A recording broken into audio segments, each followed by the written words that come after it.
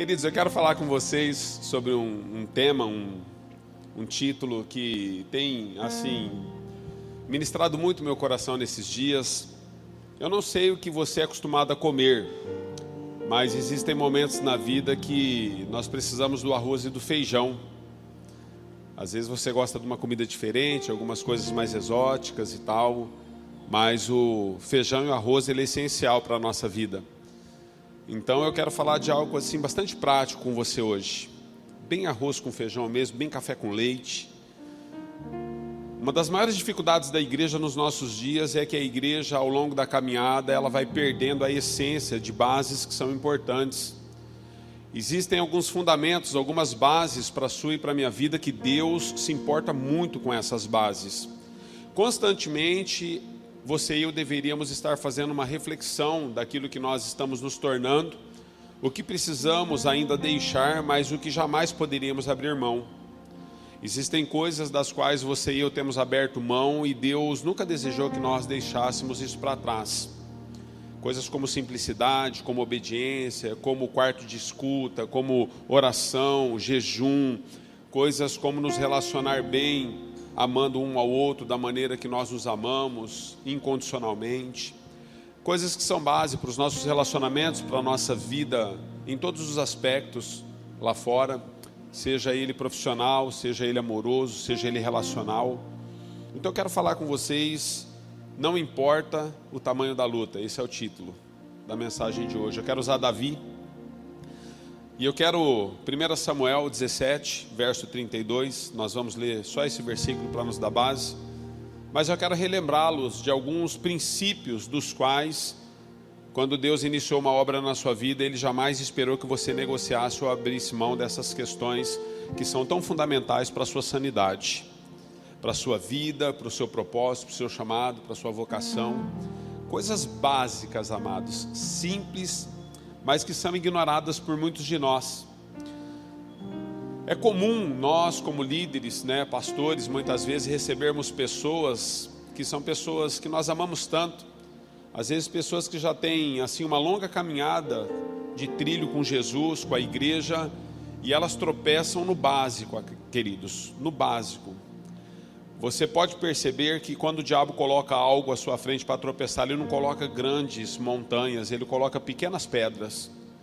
Porque geralmente, pequenas pedras você não percebe que vai se machucar com elas. Quando aquilo que você tem que transpor é muito grande, você se prepara, Então são nas pequenas coisas que nós mais erramos. E eu quero falar de algumas delas com você no dia de hoje. 1 Samuel 17, 32, todo mundo lá? Diz assim o texto, olha: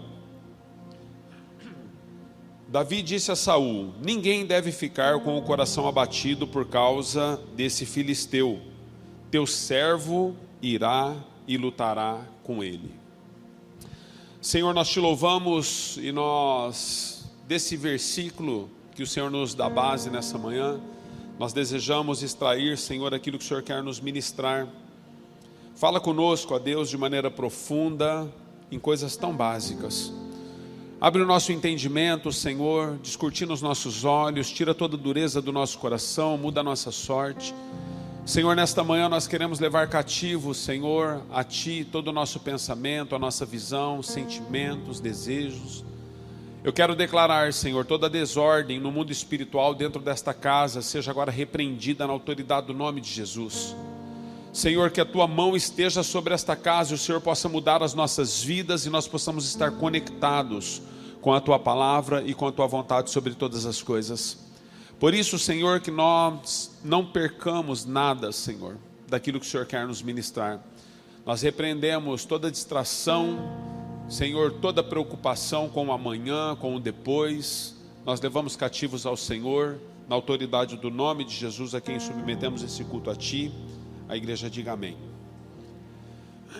Queridos, eu quero de fato olhar com vocês para algumas questões, algumas coisas. E eu quero lembrar um pouquinho da família de Jessé. Davi aqui em 1 Samuel 17, Davi, ele está sendo levantado por Deus para que ele possa combater um grande gigante. Mas eu quero lembrar um pouquinho dos básicos da vida de Davi. Jessé tinha 8 filhos. Desses oito filhos, 3 dos filhos de Jessé, eles eram muito apropriados para a guerra, porque eles já estavam batalhando constantemente, eles faziam parte do exército de Saul. Então você vai ver que os filhos Eliabe, Abinadab e Samá, que são os filhos mais velhos de Jessé, eles eram homens experimentados e eles tinham, aos olhos humanos, eles tinham tudo para que eles pudessem ser um ou outro que enfrentasse Golias e o vencesse. Eram homens que aos olhos humanos, até do próprio pai Jessé, seriam escolhidos assim sem sombra de dúvidas. E Deus então nesse momento, dentro de um dia comum na família de Jessé, era um dia comum, amados. A Bíblia nos ensina que nesse período os filhos estavam meio que de férias, todos os filhos estavam em casa, todos. E Jessé estava então ali com os seus filhos, quando Deus coloca um peso no coração de Samuel, que era o profeta da época. Samuel, na verdade, mesmo sendo o profeta que Deus usava naqueles dias, não é uma tarefa muito simples, amados, nos dias do Antigo Testamento, você ser um homem usado por Deus. Não era uma tarefa tão simples como nós percebemos quando lemos e passamos assim correndo olhos sobre aquilo que nós estamos vendo nas leituras. Todos os profetas, quando eles eram levantados por Deus, debaixo de uma vontade de Deus, tudo quanto Deus colocava na boca deles precisava se cumprir. Então os profetas, eles tinham uma conexão, uma ligação muito grande com a voz de Deus. Nós falávamos essa semana na célula a respeito de como Deus falava no Antigo Testamento, como Deus fala no Novo. Deus no Antigo Testamento, ele se direcionava às pessoas de maneira muito direta. E os homens a quem Deus se revelava, eles ouviam a Deus de maneira audível mesmo. Deus falou com Abraão por meio de 3 homens, anjos, que representavam a Trindade. Então, de maneira audível, aqueles homens conversavam com Abraão naqueles dias. Quando Moisés está diante de uma sarça, Deus fala de uma voz através de uma sarça. Então a maneira como Deus falava com os homens no Antigo Testamento era uma maneira muito diferente. Hoje nós temos o Espírito Santo de Deus que nos habita. A Bíblia nos ensina que eu e você somos templo do Espírito Santo, casa onde Deus habita. Então a impressão que Deus coloca em nós hoje é uma impressão de sensibilidade muito grande, para que nós possamos nos mover diante daquilo que Deus está nos dando. Nós precisamos discernir e entender desses moveres de Deus, e aqui nós estamos diante de um momento que Deus fala com um profeta e diz para o profeta: você vai na casa de Jessé e você vai ungir um novo rei a Israel, porque o rei que está em vigência eu rejeitei. Deus havia rejeitado Saul, estava levantando agora Davi. Jessé, ele está num dia comum em casa com os filhos, e o profeta sai e desce a Belém. E quando o profeta Samuel está indo a Belém, eu fico pensando, sabe, queridos, quando eu leio as Escrituras, eu não sei como você tem o hábito de ler as Escrituras, mas todas as vezes que eu leio a palavra de Deus, eu procuro me contextualizar com aquilo que Deus está nos dando. Eu procuro entender de que forma, quais foram os dias, como eles se dirigiam naqueles dias, como eles se relacionavam, para que tipo de pessoa Deus está enviando a palavra, quem são as pessoas que estão conduzindo essa palavra, qual é o momento do povo de Deus naquilo que Deus está dando. E eu leio a Bíblia muito assim, pensando sobre todas essas coisas, para que a gente não tire do contexto aquilo que Deus está nos dando. Então eu penso que quando um profeta se movia no Antigo Testamento, todas as pessoas, elas ficavam sempre de olho no profeta. Porque quando o profeta de Deus chegava em um determinado lugar, amados, as pessoas elas queriam compreender qual seria o mover de Deus para aquela situação e para aquele momento. Então Samuel está descendo agora a Belém, e ao chegar ali no vilarejo onde Jessé morava com os filhos, eu penso que é mais ou menos quando a gente faz uma conferência, faz alguma coisa, um alvoroço assim, né? Todo mundo preocupado, nossa, chegou o dia, está aí, nossa, pleitor de fora, sabe essas coisas assim que nós ficamos empolgados. Samuel chega na casa de Jessé e as pessoas que estão por ali estão todas agora tentando entender o que Deus vai comunicar à nação. Porque Deus era assim, se comunicava por meio dos seus, ou para uma sentença ou para uma bênção. E esse homem agora está com uma vasilha de azeite nas mãos e está com uma palavra no coração, e ele precisa ungir um novo rei. Eu fico pensando também na vida do profeta, queridos, porque quando nós recebemos uma palavra de Deus, nós precisamos nos mover nela. Então, se nós vamos falar de coisas simples nessa manhã, arroz com feijão, uma das coisas que eu e você precisamos avaliar é o que nós temos feito daquilo que temos recebido de Deus. O que Deus falou com você desde que Deus te separou, desde que você de fato teve aquilo que nós chamamos de encontro com Deus. Quando o nosso nome é escrito no livro da vida, quando Deus te separa e quando você nasce de novo, e na perspectiva daquilo que nós usamos como uma linguagem coloquial tantas vezes, nós chamamos de conversão. Quando você passou pelo processo de conversão, onde Deus tirou você de quem você era, para que você fosse estabelecido segundo a sua vontade, seu propósito eterno, o que Deus colocou nas suas mãos. Deus coloca algo no coração do profeta, ele precisa lidar com isso. É muito importante nós entendermos isso. Pastor, o senhor insiste tanto nessas coisas quanto o senhor prega. Eu insisto, sabe por quê, amados? A maioria das vezes que eu converso com pessoas que estão sendo levantadas por Deus, elas não entendem o que carregam. As pessoas não têm uma compreensão em como lidar com aquilo que Deus colocou nas mãos delas. Porque as pessoas se comparam de todas as formas e meios com a sociedade, com os ministros, com aqueles que estão acima, com aqueles que já estão atuando, e elas não conseguem entender o papel no processo. E por não saber como lidar com aquilo que Deus colocou nas suas mãos e confiou nas suas mãos desde que você foi chamado e nasceu de novo, é um grande problema que a igreja enfrenta nos nossos dias. E o arroz com feijão que nós estamos tentando compartilhar com vocês passa pelo crivo da palavra de Deus nesse sentido.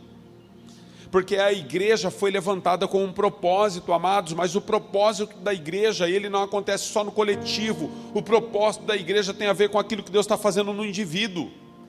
Todos os avivamentos na história da igreja, durante todo o nascimento da igreja, desde que Jesus estabelece a igreja na terra, todos os avivamentos começam no coração de um só homem, ou de uma só mulher. Deus sempre vai passar por você antes de alcançar todos. Deus sempre vai tocar a vida de uma pessoa antes de tocar os outros. Deus fala com Samuel antes de tocar a Davi. Deus fala com Samuel primeiro. E isso é o básico do relacionamento e da vida cristã que nós temos. Não tem a ver com aquilo que o outro está fazendo, não tem a ver com aquilo que o outro está produzindo, não tem a ver com aquilo que o outro está posicionado, tem a ver com aquilo que Deus está passando por mim primeiro. Deus às vezes exige algo de mim que não exige dos meus filhos, exige algo deles que não exige de mim, do meu cônjuge, dos meus amigos, dos líderes desta casa. Às vezes Deus exige algo de você que nunca me pediu. Por que será que Deus faz assim? Porque existe um propósito que é muito maior do que aquilo que eu e você estamos enxergando. Quando nós olhamos, amados, para aquilo que nós estamos vivendo, enfrentando, quando nós estamos debaixo das estruturas dos nossos sonhos e projetos, a nossa mente, a nossa visão passa a ser muito limitada quando nós nos acostumamos com o cristianismo. Porque nós vamos nos acostumando com a igreja, nós vamos nos acostumando com Deus, nós vamos nos acostumando com o Espírito Santo, acostumando-nos com a leitura, acostumando-nos com as revelações, e quando tudo se torna comum para mim e para você, nós perdemos o arroz e o feijão. Porque o arroz e o feijão é de fato Deus se revelando a nós todos os dias, como nunca antes Ele havia se revelado. Porque quando eu e você fomos encontrados na lama que nós estávamos, tudo a respeito de Deus era novo para nós.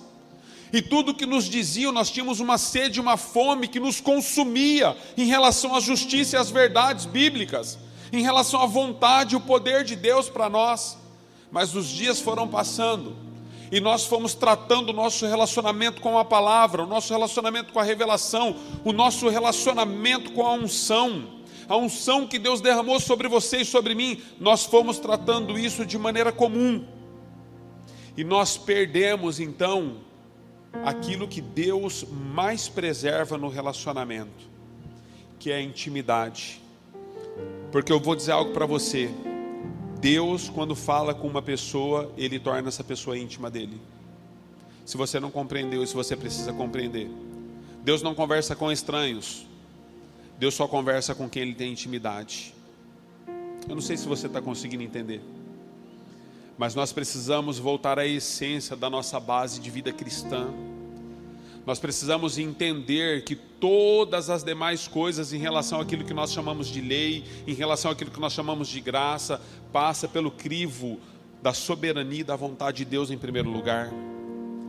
Não importa, amados, qual lei e debaixo de qual lei você está compreendendo. Importa a lei que Ele espera que você compreenda.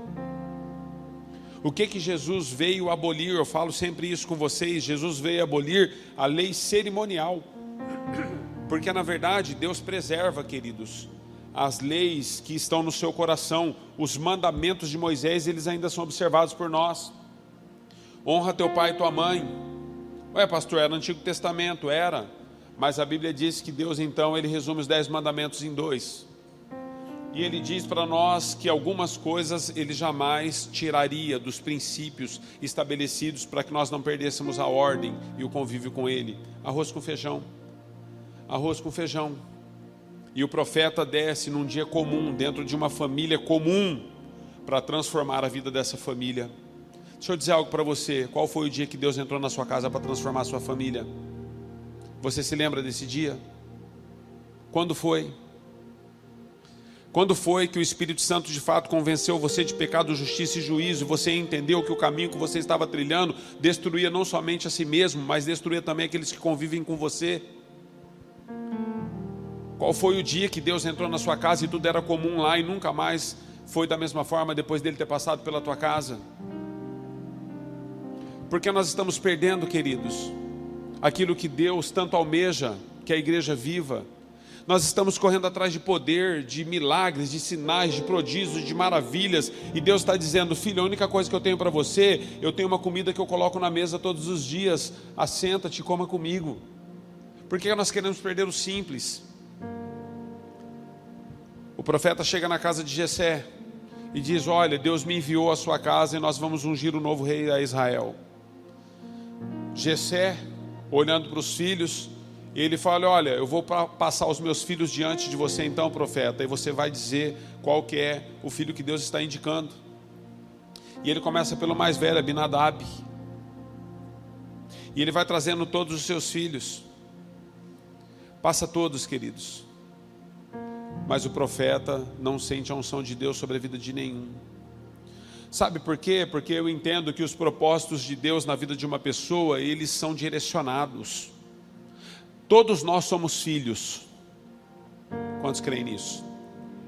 Mas existe algo que só você está sendo levantado, não tem a ver comigo. Você faz parte de um processo que nós chamamos de todo. Existem deficiências na igreja porque você não entendeu o teu papel. Se outra pessoa pudesse fazer aquilo que Deus quer confiar nas suas mãos, Deus teria escolhido qualquer um dos filhos. Deus não teria esperado passar todos e dizer: não é nenhum desses. O propósito que eu tenho é específico para esse filho. A Bíblia diz, e nós estamos falando de arroz e feijão, que havia um filho mais novo. E Jessé falou: rapaz, tem um aí, eu nem me lembrava dele, ele está cuidando das minhas ovelhas lá no campo. Então chama.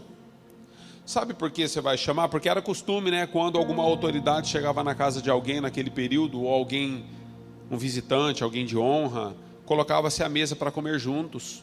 O profeta chegou a arrumar a mesa para o profeta comer junto com eles. E aí Samuel diz no texto então: olha, ninguém vai comer nessa casa enquanto vocês não trouxeram o filho mais novo. Onde você quer chegar, pastor? Eu quero chegar aqui. Existem momentos que eu estou com fome, desejando comer e não posso comer porque você não chegou.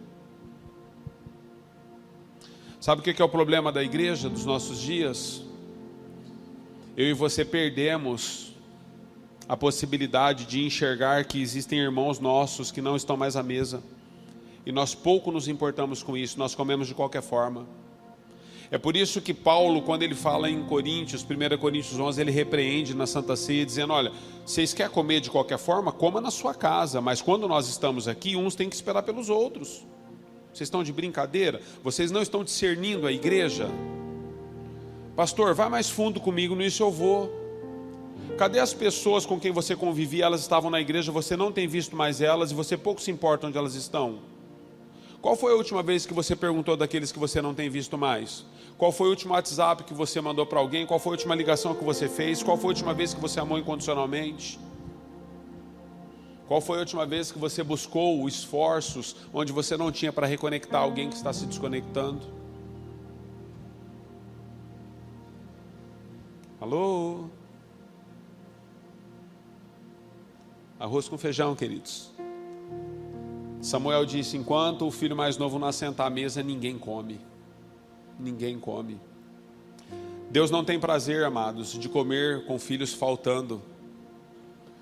A Bíblia diz que Ele não tem prazer na morte do ímpio, mas que todos se convertam. Então Davi chega.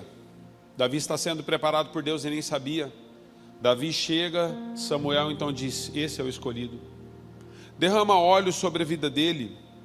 E nós entendemos e conhecemos todo o processo da vida de Davi.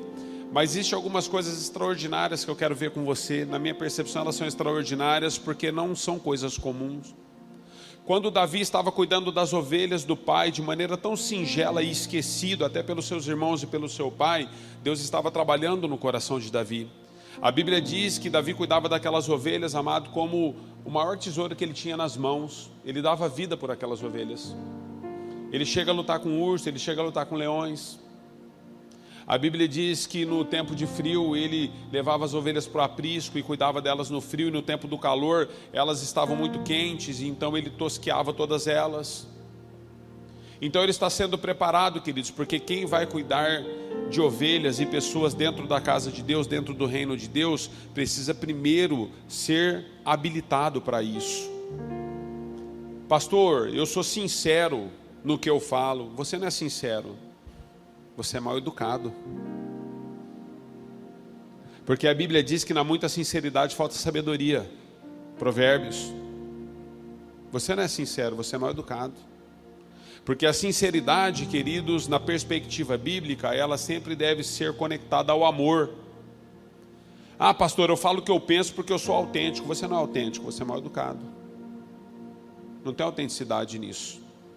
Porque até naquilo que eu sou autêntico, existe uma maneira melhor de colocar. Nós podemos dizer a mesma coisa de muitas maneiras, amados. Nós podemos dizer a mesma coisa de muitas formas. A verdade é que nós perdemos o básico. E nos nossos relacionamentos mais próximos é onde nós mais mostramos quem somos.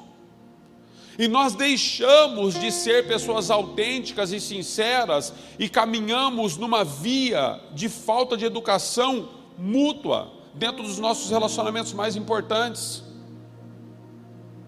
Dentro da própria casa, dentro do próprio trabalho.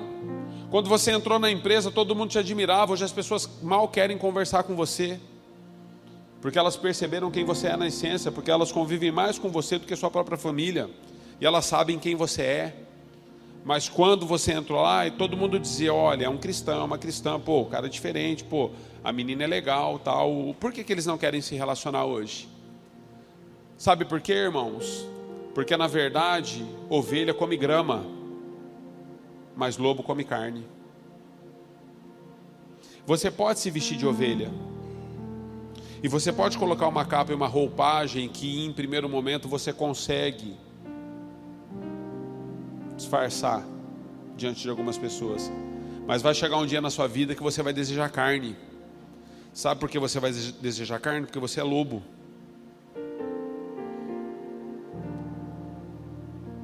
Nós precisamos voltar à essência, amados. Se nós somos ovelhas, nós precisamos ser moldados e transformados por Deus. Davi estava sendo transformado. Ele estava aprendendo o que era ter cuidado com os seus, cuidando de ovelhas, animais. Tem algum cabeleireiro, barbeiro, tem alguém assim por aqui? Tem? Aí. Tem uma técnica, eu estava vendo sobre uma técnica sobre barbearia, e quando as pessoas estão aprendendo a usar navalha, os excelentes mesmo, eles enchem uma bexiga. E aí, os alunos usam a navalha na bexiga. Enquanto ele não conseguir preservar a bexiga cheia e cortar a bexiga para ela estourar, ele não está pronto ainda para colocar a navalha no rosto de ninguém. O maior problema daqueles que não compreendem o que é básico, arroz com feijão, viver uma vida de renúncia para Cristo, em Cristo, por meio de Cristo, é que nós pegamos uma navalha na mão e todos nós nos achamos o barbeiro do século. E quando nós olhamos para o rosto dos nossos irmãos, todos os nossos irmãos estão dilacerados, cortados, machucados, cheio de marcas e cheio de feridas. porque nós não queremos passar pelo processo de sermos trabalhados naquilo que é arroz e feijão, daquilo que é a essência para Deus. Davi está sendo trabalhado, e Davi está sendo levantado, e Davi está aprendendo o que é paciência, ele está aprendendo o que é rejeição, ele está aprendendo o que é ser esquecido, ele está aprendendo o que é proteção, porque ele protege as suas ovelhas acima de todas as coisas. Ele está aprendendo o que é ficar no frio e ficar na chuva por causa das ovelhas que ele cuidava, por conta delas. Ele aprendeu o que é ter fome, porque muitas vezes as ovelhas se dispersavam, ele tinha que ir atrás das ovelhas, e até ele voltar, às vezes até fome ele tinha, desgaste emocional, cansaço físico. Está aqui ainda? Papai ama vocês. Cadê o teu outro filho, Jessé? Ele está cuidando das ovelhas. Eu quero falar com você então sobre permanência. Davi tinha recebido uma instrução do seu pai, uma ordem do seu pai. Davi, você é o cara que cuida das ovelhas aqui em casa, porque cuidar das ovelhas é para o pior da casa, sabia disso?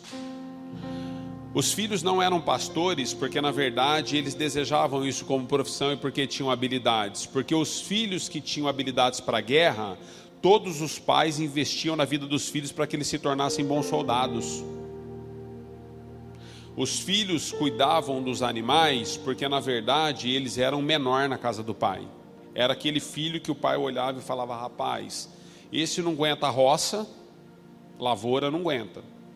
Esse não vai dar um bom soldado, não tem perfil, vai cuidar do gado, vai cuidar das ovelhas.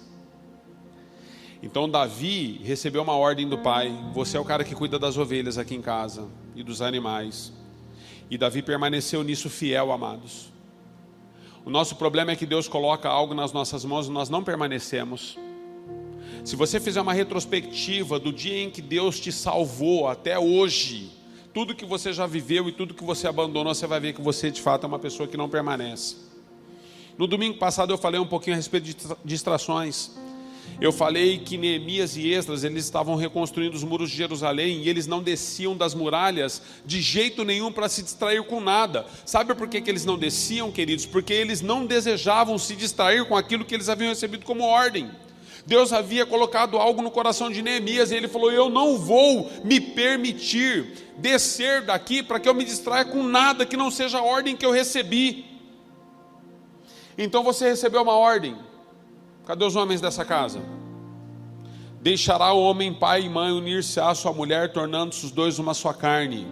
Deus te deu uma ordem e ele vai lá para Efésios, dizendo: ô filho, deixa eu dizer algo para você.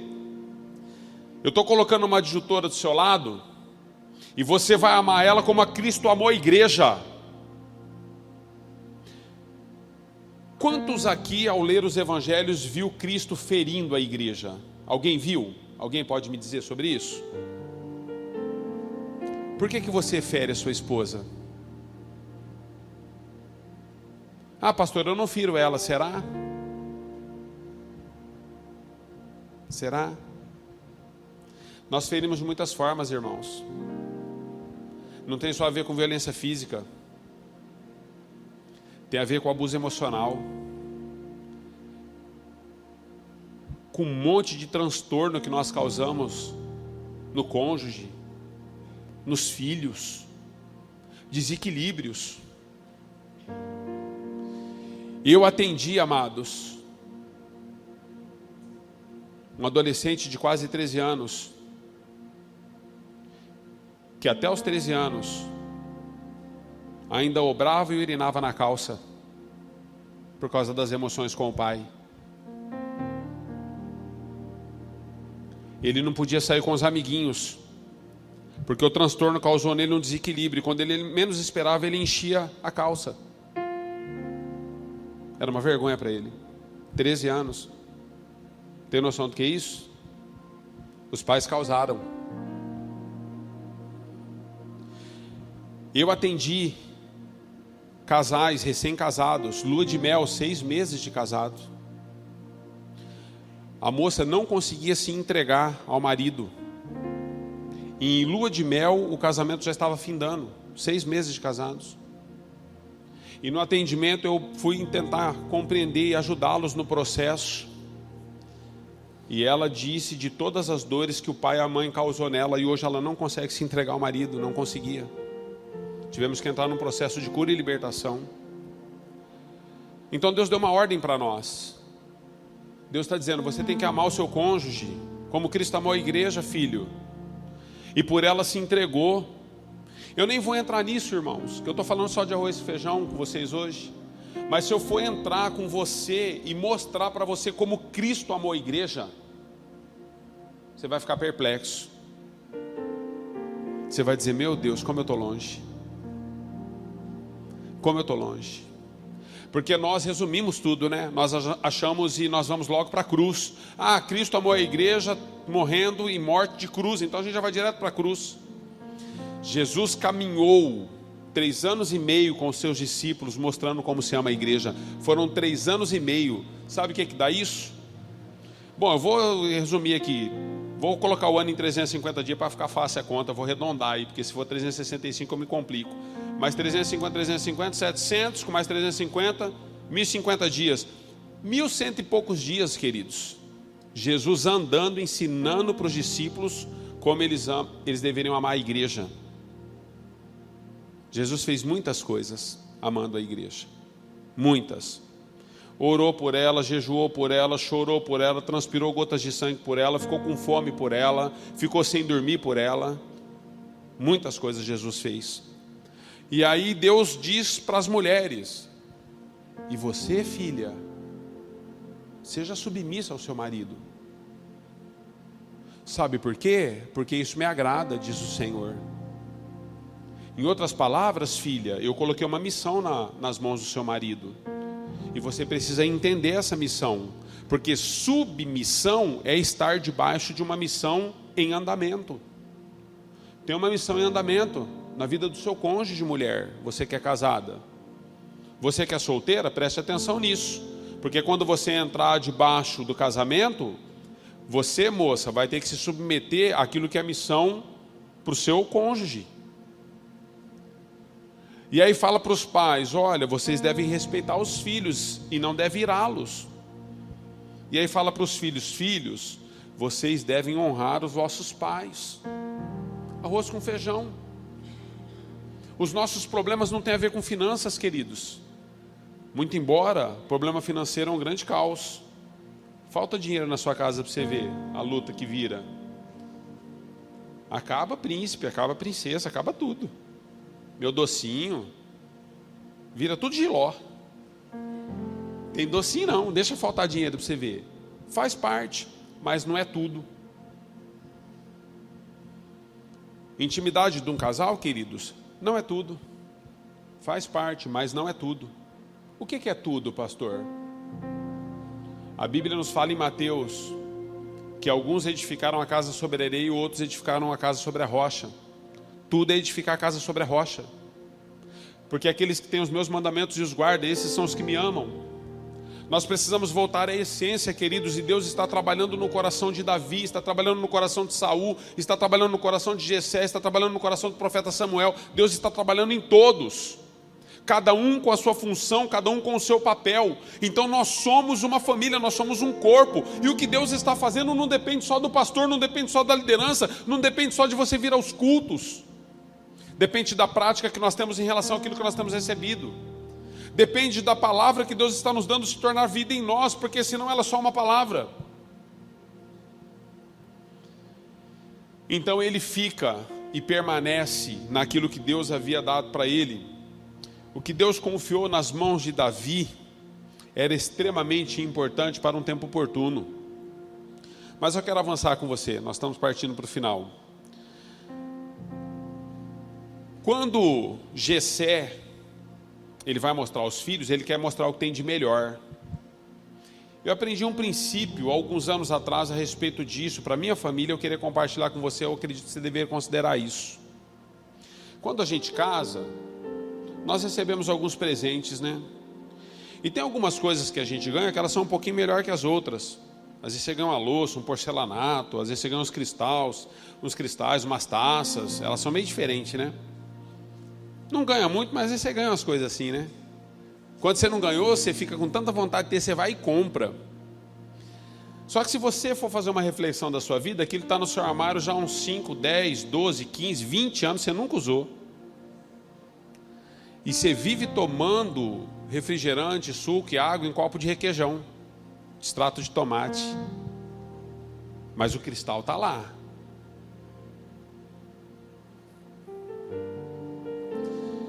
Aí nós temos uma mentalidade assim: quando vier alguém importante aqui em casa, uma visita, eu vou pôr à mesa os melhores pratos, talheres, os melhores copos que eu tenho. Porque quando vier alguém importante, aí eu vou montar uma mesa bonita. Deixa eu dizer para você, um homem começou a juntar muitas coisas e ele colheu muito no que plantou. E a Bíblia diz que então ele decidiu, ele toma uma decisão, ele decide fazer um celeiro, mas muito maior do que o que ele já tinha estocado. E à noite, quando ele deitou, Deus então visita ele e falou assim: sabia que você é um tolo? Porque você está desejando fazer algo muito maior do que aquilo que eu já coloquei para que você possa desfrutar e usufruir, mas essa noite eu vou te recolher, não vai dar tempo de você usufruir, porque você só pensou em fazer, em angariar e guardar e ir para um dia, não tem um dia, queridos. Ontem eu estava no funeral, orando e chorando com uma família, porque ontem mais uma senha foi chamada. Deus disse: olha, é o dia da minha filha, eu vou trazê-la. Eu aprendi, queridos, que o melhor da minha casa são para as pessoas especiais mesmo, e são para as pessoas importantes. Só que as pessoas mais importantes e especiais é a minha própria família. Não existe ninguém mais importante do que a minha família. Não existe ninguém. Por mais que eu ame vocês todos, por mais que vocês me amem, nós não somos importantes um para o outro como a nossa família é. Nunca mais tomei refrigerante em copo de extrato de tomate, queridos. Você vai na minha casa, pode ser dia comum. Lá os talheres são do bom, os pratos são os melhores. E eu gosto de tomar nesses negocinhos de cristal mesmo, que eles dão um sabor diferente até. Você toma uma Coca-Cola, até as bolinhas diferentes. O que eu tenho de melhor põe na mesa, queridos. E o pessoal vai em casa e fala: nossa, como vocês arrumaram a mesa. Eu falo: não, isso aí é dia a dia. Não que eu tenha muita coisa boa, mas o que eu estou dizendo para você, queridos? O melhor eu quero gastar com quem de fato tem valor. Eu fico guardando para o dia que você vai me visitar, você nunca tem agenda para mim, primeiro. E segundo, que eu fico privando a minha família de desfrutar de tudo aquilo que Deus está me dando. E aí você compra picanha para levar nas confraternizações que você vai, ou contra filé para impressionar os outros, e os seus filhos comendo colchão duro em casa. Põe picanha na sua casa, leva o colchão duro na confraternização, deixa os irmãos chiar. Come o melhor com os seus irmãos. Curte a sua família. Ame a sua família. Se relacione com a sua família. Nós vivemos um mundo onde casais, eles sempre precisam de um terceiro, porque eles não têm diálogo. É sempre assim: ó, vamos numa pizzaria, vamos chamar quem? Estou falando com alguém aí? Ó, vamos fazer um churrasco, vamos chamar quem? Você não consegue fazer um churrasco para o seu cônjuge, para os seus filhos, e curtir só um ao outro? Vamos no espetinho, vamos chamar quem? Chamar quem para quê, irmãos? Não que isso seja ruim, tá, irmãos? Eu sou de comunhão, eu estou sempre com um monte de gente. Mas eu quero dizer para você, eu amo estar com os meus.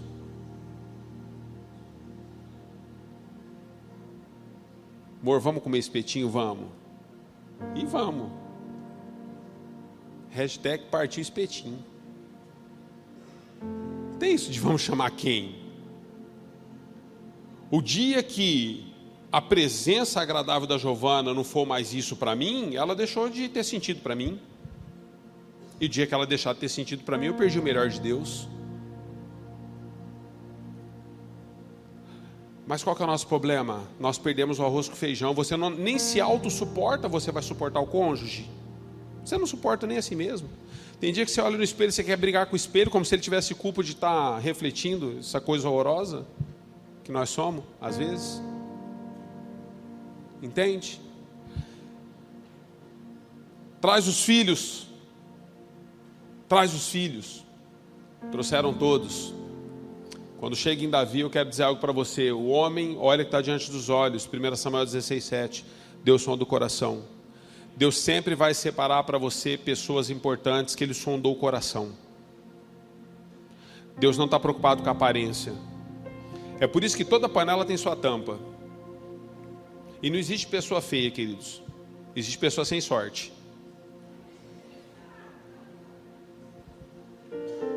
Entendeu?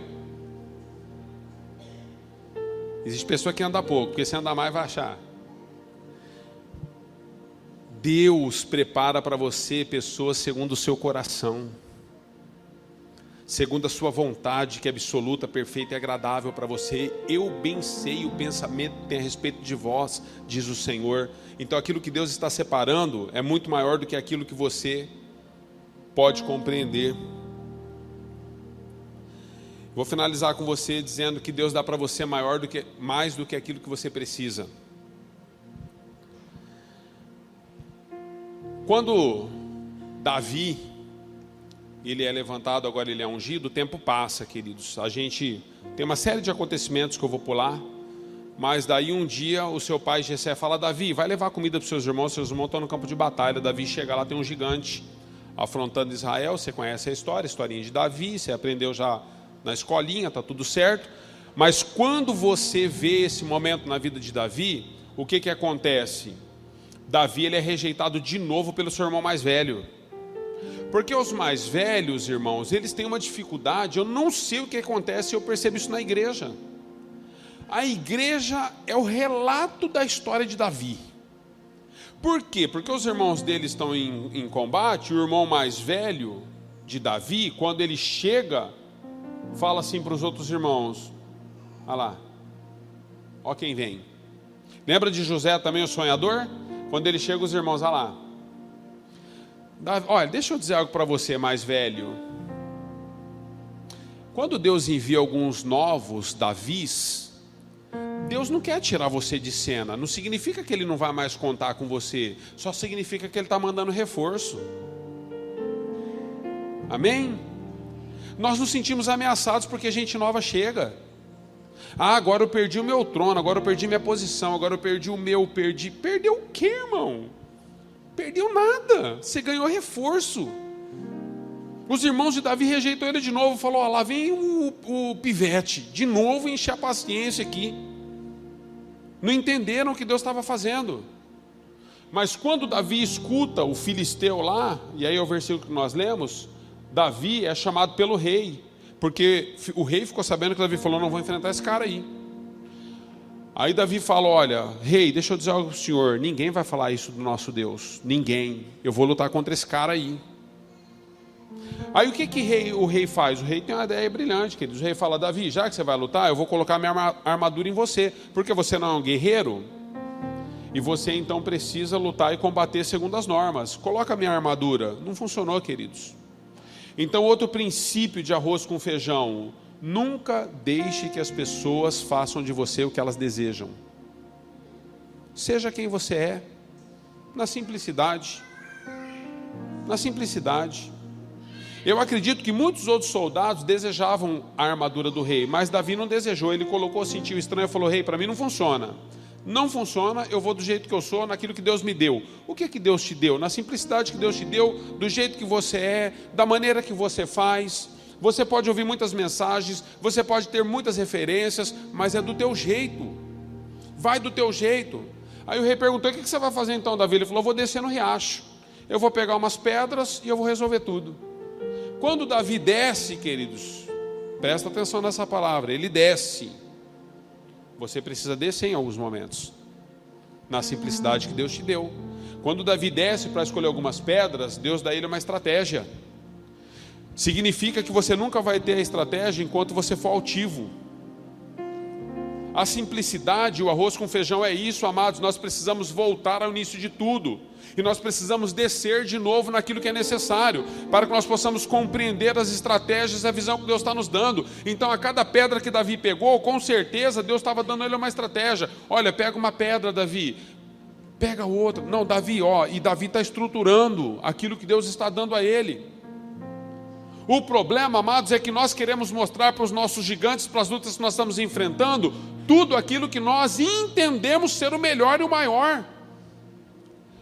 O profeta chega, Jessé quer mostrar o maior e melhor filho. Saul está vendo lá o filisteu Golias afrontar Israel, quer mostrar os melhores homens e o melhor exército. Sabe o que Davi quis mostrar? Quem era o seu Deus e a sua humildade. Seja humilde. Olhe nos olhos de quem você tem errado e diz: olha, eu tenho um problema, mas eu estou disposto, eu estou disposta, é maior do que a mim. Eu não consigo, eu tento, eu não consigo, mas eu vou buscar ajuda. Seja humilde, desça dessa posição, deixe as pessoas te ajudarem, deixe Deus fazer através de você, em você. Deixe Deus cumprir o propósito. Não mostre o tamanho das circunstâncias, dos gigantes, das lutas, mas mostre aquilo que Deus está colocando em você, para que você possa vencer. É assim que nós mantemos o arroz e feijão em dia. Eu finalizo com você. Ministério de Música, por favor, para parecer que eu estou acabando. Eu finalizo com você. Queria que vocês colocassem em pé. Estou acabando mesmo, são 10h30. O que Davi nos ensina, amados, é que quando ele vai conversar com o rei, ele tem um currículo. E o rei perguntou assim: como que eu posso enviar você? Você é um garoto. Aí ele falou: rei, deixa eu dizer algo para o senhor. Houve um momento na minha vida que ninguém estava me enxergando e eu quero ter a sua atenção a isso, ok? O que Deus está fazendo e o que Ele vai terminar na sua vida precisa ser num lugar que ninguém está vendo. Porque se você está fazendo questão de mostrar para todo mundo, porque você quer provar, porque você quer provar, porque você quer provar, porque você... Pare com isso. Hoje, pare com isso. Você não precisa provar nada para ninguém, você só precisa fazer aquilo que está entre você e Deus.